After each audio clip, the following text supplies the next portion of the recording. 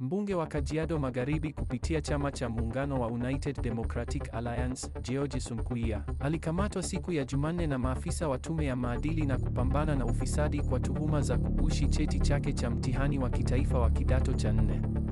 Alikamatwa nyumbani kwake jijini Nairobi na kupelekwa katika kituo cha uadilifu akisubiri kufikishwa mahakamani.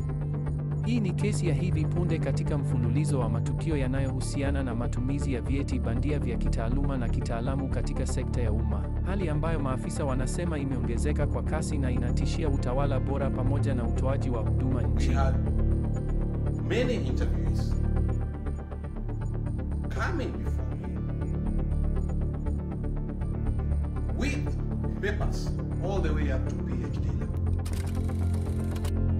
Ukubwa wa tatizo hili uliwekwa wazi wakati wa kongamano la maadili na uadilifu la mwaka 2025 lililofanyika jijini Nairobi, ambapo maafisa waandamizi wa serikali na wa tume hiyo walionya kuwa iwapo suala hili halitashughulikiwa kwa haraka, linaweza kudhoofisha taasisi muhimu za taifa. Mkuu wa watumishi wa umma na mkuu wa wafanyakazi wa Ikulu, Felix Koskei, alisema kuwa kugushi vyeti ni ukiukaji mkubwa unaoathiri msingi wa uadilifu, uwezo na haki ya kupanda vyeo kwa misingi ya ustahiki katika taasisi za Kenya, na kusisitiza kuwa ni lazima kuchukua hatua kali kulinda maslahi ya taifa. Kwa mujibu wa tume ya maadili na kupambana na ufisadi, tangu mwaka 2022, jumla ya kesi 549 zinazohusiana na vyeti bandia zimechunguzwa, ambapo faili 85 ziliwasilishwa kwa ajili ya mashtaka, 13 zikahitimishwa kwa hukumu ya hatia na 7 kwa kuachiwa huru.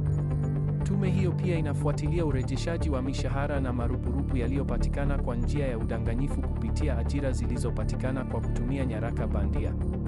Uhakiki uliofanywa katika taasisi 91 za umma umebaini vyeti 1208 vya kugushi kutoka kwa sampuli ya kesi 53 zilizowasilishwa kwa Baraza la Kitaifa la Rasilimali Asilia, huku asilimia 70 ya visa hivyo vikiripotiwa katika mashirika ya serikali na ofisi za juu serikalini, na vyuo vikuu vya umma vikirekodi kesi 116.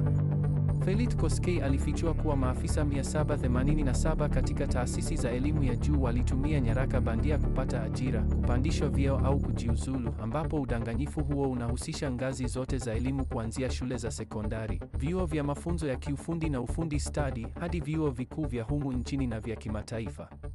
Ripoti ya maadili ya kitaifa ya mwaka 2023 hadi 2024 ilionyesha kuwa kati ya taasisi 358 zilizofanya ukaguzi wa vyeti kwa watumishi 168,068, watu 859 walibainika kuwa na vyeti bandia vya kitaaluma, huku wengine 160 wakiwa na stakabadhi bandia za kitaalamu, na watumishi 24,000 hawakuwa wamehakikiwa kabisa.